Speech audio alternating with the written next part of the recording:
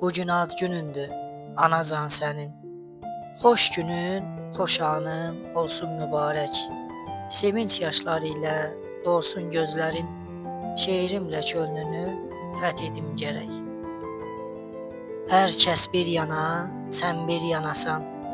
Təsəvvür etmərəm sənsiz cənnəti.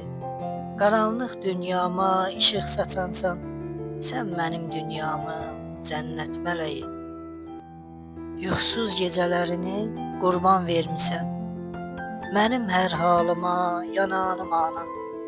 Ən şirin tikəni mənə vermisən, nəyim varsa sənə qoy olsun fəda. Olmasın üzündə nə qəm nə qüssə, varlığın unutturur inan dərdimi. Təbəssümünü görüb hər an gülümsə, yazdığım bu şeir ürəyincəmi? Beni azizana ağlarım ben bulut gibi. Dilimdesin şarkı gibi. Günahların derin derin, hakkını